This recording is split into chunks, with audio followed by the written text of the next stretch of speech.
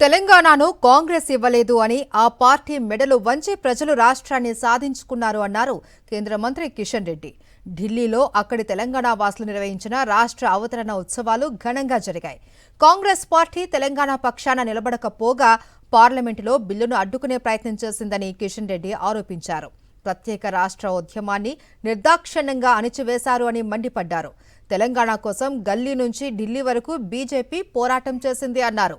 తెలంగాణ గురించి మాట్లాడే హక్కు కాంగ్రెస్ కి లేదు అన్నారు కిషన్ రెడ్డి.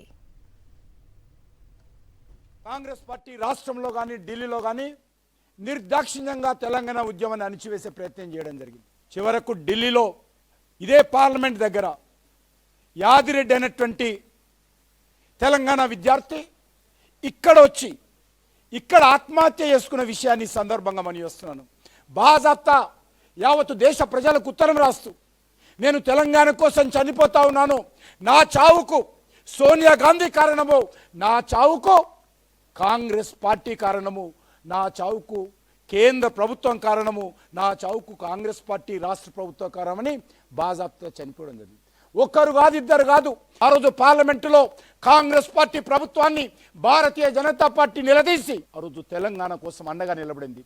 తెలంగాణ నుంచి ఒక్క ఎంపీ లేడు. ఏ రకమైనటువంటి నైతిక హక్కు ఉందో చెప్పాలి. మీరివ్వలే తెలంగాణ, మిమ్మల్ని దంచి మీ మెడలు వంచి తెలంగాణ ప్రజలు తెలంగాణ తెచ్చుకున్నారు, కానీ కాంగ్రెస్ పార్టీ ఇవ్వలేదని మనం చేస్తా ఉన్నాను.